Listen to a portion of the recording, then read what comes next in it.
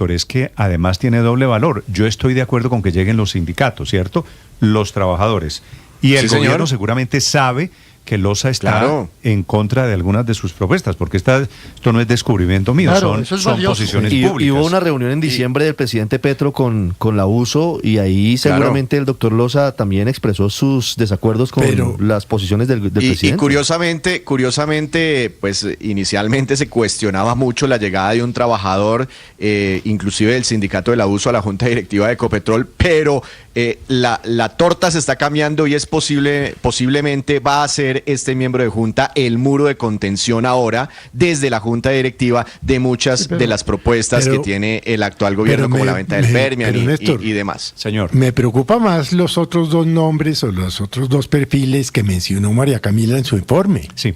La que es cercana a la senadora Zuleta. Carolina Arias, Néstor, a pesar de que ella ha dicho que no, es ambientalista, pero ella dice que no es cercana, pero hay gente que lo ubica cercanamente a la senadora Isabel Cristina Zuleta del Pacto Histórico.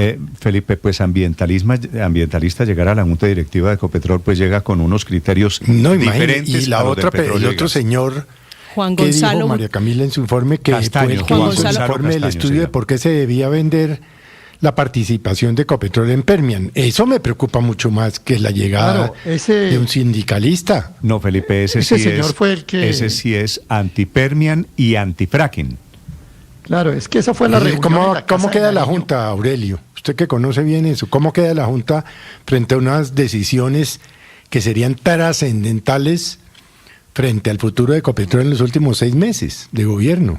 Pues yo creo que hoy el gobierno tiene la mayoría para imponer ese criterio, ese enfoque. A ver, perdóneme, Aurelio, la pregunta de Felipe me parece pertinente. Les cuento cómo queda y quiénes integrarán la Junta Directiva de Ecopetrol. Camila. Sí, Néstor, volvamos a sentarnos en esas sillas. Otra vez, la Junta Directiva de Ecopetrol tiene 7 sillas. De esas 7, la primera está asignada ya. Una para el representante de fondos de pensiones, la segunda al representante de los departamentos productores, y hay unos integrantes de junta que han sido nombrados en el gobierno. Los nombres de hoy son Tatiana Roa, Hildebrando Vélez y Alberto Merlano. En esa misma junta estaban hasta hace unos meses Guillermo García y la doctora Mónica de Grave. Estas 2 sillas, las 2 últimas que le acabo de decir, son los 2 nombres que están vacíos, donde se espera el lunes en la Junta Extraordinaria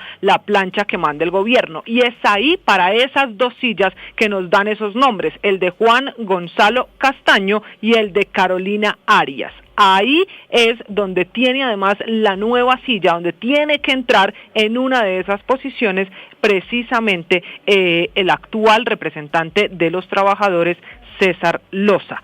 Así queda configurada entonces con 3 sillas que ya se vuelven obligatorias para el representante de fondos de pensiones, Camila, el de departamentos productores, Néstor, y ahora de los trabajadores. Me falta en esta lista que usted está dando de los integrantes de la Junta, la presidenta de la Junta Directiva, que es Ángela María Robledo. Sí, yo lo que pasa es que le estoy mencionando estos que son las sillas en donde el gobierno además está jugando con la plancha que va a presentar el lunes. Aquí es donde está el juego, producto de esos nombres y esas sillas que hay vacías. Camila, gracias. 8 de la mañana, 23 minutos. Así queda recompuesta, Aurelio, la Junta Directiva de Ecopetrol, a partir de ya. Bueno, del lunes, que es la primera sesión oficial. Pero son en total 9 sillas. O sea, la Junta de Ecopetrol son 9 sillas en total. Es decir, agregándole otras 2 que no mencionó Camila en su informe. Son 9 en total. Yo creo que el gobierno sigue manteniendo una mayoría. Supongamos que César Loza, y yo creo que es así, él lo ha hecho, además lo ha hecho con fundamento, con solvencia, se opone a ese enfoque de, digamos, casi que acabar con la explotación de hidrocarburos por parte de Ecopetrol y volverlo una empresa de energías renovables. Yo creo que se sumarían los otros miembros, entiendo que está Luis Felipe Henao y está otro miembro del Fondo de Pensiones o independientes, pero el gobierno sigue manteniendo, y si refuerza con Castaño. Néstor, quiero contarle una cosa. Castaño lo llevó Petro a la reunión de la Casa de Nariño que mencionó Ricardo Espina. Y yo entiendo que Castaño allá en la Casa de Nariño perdió el debate con Loza y con los otros miembros de la Junta de pero queda, que le digamos, queda y está bien, queda una junta plural con Néstor, opiniones diferentes, inclusive con opiniones contrarias al gobierno, paradójicamente apoyados por el propio gobierno.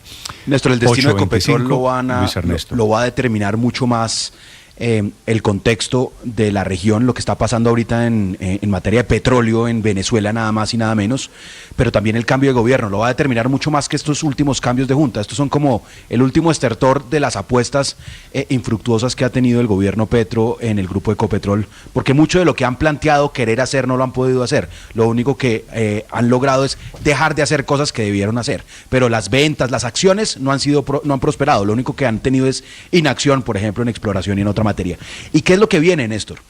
Que el mundo volvió de manera muy agresiva a la explotación de petróleo como apuesta energética fundamental bajo Trump, y Ecopetrol tendrá que seguir ese camino, pero adicionalmente viene que cualquier presidente de cualquier orilla política necesariamente tiene que restablecer la exploración de petróleo, de yacimientos de petróleo, de yacimientos de gas. Entonces, estos 4 años del gobierno de Petro, así sean muy altisonantes y muy ambientalistas los miembros de Junta, no van a haber sido otra cosa que un periodo de inacción que no va a haber cambiado en absolutamente nada en la política petrolera colombiana. La histórica paradoja. La invasión, Felipe, a Venezuela, la sacada de Maduro fue por el petróleo. ¿De acuerdo? No hay nadie que discute hoy en día. Bueno, lo ha dicho clarito el señor Donald Trump, presidente de los Estados Unidos. Así es. Lo que está en juego son millones de barriles. Y nosotros dándonos el lujo de desperdiciar lo que tenemos, que es riqueza, que es dinero, que es plata para financiar programas sociales y desarrollo económico en Colombia. Claro. Eso como es una junta tan ideologizada, Felipe, me imagino que vendrán aquí decisiones y seguramente hay que darle, por eso la bienvenida a la junta directiva del señor Loza, el presidente del sindicato de Ecopetrol. 827, María Consuelo. Pero fíjese que yo creo que aunque exista una nueva conformación de la Junta y lleguen miembros muy ideologizados, todos saben que tienen una responsabilidad fiscal con sus decisiones. Y claramente, como César Loza lo ha dicho muy específicamente en entrevistas aquí en Blue y hoy lo ratificó, él considera que el Permian es cerca del 10% de las reservas de petróleo de Ecopetrol. Y siendo así, venderlo sin una justificación, sin un estudio económico que demuestre que eso no afecta a la sostenibilidad de la empresa, sería un suicidio, pero llevaría a consecuencias de responsabilidad para cada uno de los miembros. Yo dudo mucho que ellos se vayan a echar encima esa firma con ese detrimento patrimonial. Tal y como está en este momento, Víctor, la junta directiva de Ecopetrol es una junta directiva mayoritariamente conformada por ambientalistas. Le menciono Venezuela para que usted tenga en consideración que cambiado el mapa, el relacionamiento de Estados Unidos con Venezuela, es posible que se habiliten ahora los negocios entre Colombia y Venezuela alrededor de petróleo. Es muy posible.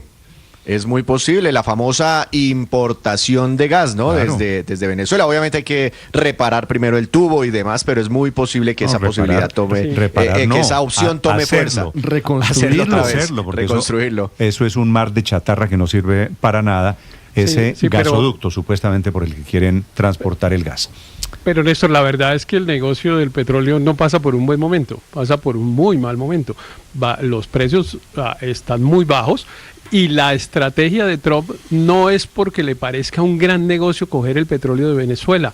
Él lo que ha dicho es que es para seguir bajando los precios del petróleo y para impedir que el petróleo venezolano llegue a China. No es para enriquecerse, digamos, con el petróleo, porque lo que dice es cuando metamos ese petróleo al mercado, los precios van a seguir bajando. Inclusive a 62 dólares, Héctor, el Brent 64 hoy, en este momento. 64 es rentable para Colombia, sería buen negocio para Colombia. Por ahora sí, pero si siguen bajando deja de ser rentable. No, pues desde $40, de $40 para abajo, si mi mamá empieza, quedó huérfano, pues claro que si sigue bajando se vuelve buen negocio, pero de momento es bueno.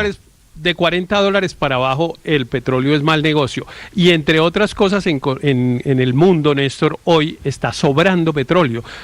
Los países que sacan petróleo no encuentran a quién venderle. Sobran como 3 millones de barriles diarios. Y si usted mete 1 o 2 o 3 que podría meter Venezuela, pues empiezan a sobrar 5 millones de barriles diarios y el precio se cae. Eso es lo que ha dicho ese presidente al que le han agradecido tanto haberse metido en Venezuela, que es al presidente Trump. Eso lo ha dicho él, no lo digo yo. Él dice, mi propósito es que el petróleo baje de precio y que no llegue a China. Eso no lo estoy diciendo yo, solo les estoy recordando lo que ese presidente al que le agradecen tanto su actuación en Venezuela ha dicho. Y yo le recuerdo a usted que la plata del petróleo es para todo lo que usted da cantaleta aquí todos los días. Para educación, para salud, para financiar lo que Colombia necesita. No estamos renunciando al petróleo. Héctor, cuando están hablando de renunciar a Ecopetrol, es a los recursos del petróleo, es a tener caja, a la autosuficiencia, ¿no? Y a la autosuficiencia energética del país, claro. Más allá del negocio, la relevancia de tener nuestro propio gas. Mire cómo se han subido las tarifas y cómo posiblemente van a seguir elevándose por las mayores importaciones. Para eso es estratégica Ecopetrol. ¿Cómo así que no puede hacer nuevas exploraciones de gas en el país teniendo tanto gas? Hay un chicharrón adicional y es que con Estados Unidos manejando el petróleo de Venezuela, es altamente probable que el costo de una eventual venta de gas venezolano a Colombia sea a precios internacionales del mercado. A diferencia de lo que se estaba planteando antes, cuando el dictador Nicolás Maduro planteaba un precio preferencial a Colombia, si en este momento se da esa venta, sería a un precio mucho más elevado y hay que empezar a sacar la calculadora, a hacer sumas y restas para ver si eso no... Por eso saquemos el nuestro, saquemos el nuestro. Eso es lo mejor. Reactivemos el nuestro. Todo cambió. A ver, Aurelio, la última. César Loza lo dijo. Pasamos de importar el 4% al 17% para el uso doméstico, exceptuando térmicas. Entonces el problema es grave para nosotros. Yo creo que la verdad es que la importancia de esto... Trump puede jugar un papel en Venezuela. Yo creo que lo de Venezuela tiene que ver con cómo sacar petróleos pesados para llevarlos los petróleos livianos de Estados Unidos y hacer la mezcla perfecta para el cracking del petróleo. Eso es una cosa que históricamente ha pasado y va a seguir siendo así.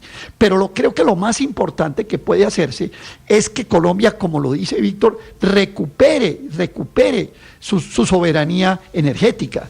Porque Colombia no es sostenible en términos industriales, en términos de precios de servicios públicos, si seguimos importando gas y cada vez a precios más caros. Yo creo que esa es una urgencia inmediata que hay que resolver. Y también es importante resolver el problema de la importación de gasolina. Hoy tenemos una gasolina que se está importando y si, como se dice, va a tener incidencia las importaciones desde Estados Unidos, pues hombre, yo creo que Colombia debería recapacitar y hacer un esfuerzo grande por producir toda su gasolina, como ya lo hace todo con el diésel. Me parece, Néstor, que con la llegada de César Loza, todos estos puntos van a tener que discutirse de manera muy seria en Ecopetrol. Vamos a depender mucho más de la Junta de Ecopetrol que de lo que haga Donald Trump allá en Venezuela, haga bonito o haga feo. Si resolvemos nuestra soberanía energética, el país sale adelante. A propósito de Ecopetrol, Paola, novedades y actualización de la idea del presidente Petro de bajar precios de gasolina en el país. Pues yo me imagino que tiene que ser una idea que también va a tener después que empezar a consultar con el resto de la plana energética del gobierno, Néstor, porque efectivamente es algo que está proponiendo el presidente Petro, pero que no ha dicho ni cómo, ni cuándo, ni dónde, y ya supuestamente, según él, está saldada esa deuda del FAEP, cosa que tampoco entiendo, porque se suponía que todavía tenían unos números en rojo grandísimos porque el diésel sigue estando subsidiado. Habrá que mirar a ver qué muestra el presidente en esa materia, que es una de las cosas que a nosotros nos importa, pero a nosotros digo como consumidores, pero en cualquier caso yo sí le quiero decir que respiro tranquila y siento un gran alivio escuchar al señor Loza decir que va a mantener su postura de estar en contra de la venta del Permian, que va a estar a favor de seguir haciendo fracking y que no se va a vender como pensaban algunos mal pensados y malas lenguas, que a cambio de un ingreso mensual de 50 millones de pesos entre comités y juntas directivas que va a ganarse mensualmente ahora como miembro de la Junta de Ecopetrol, pues podía por eso llegar a cambiar su postura y sus votos. Es una gran noticia.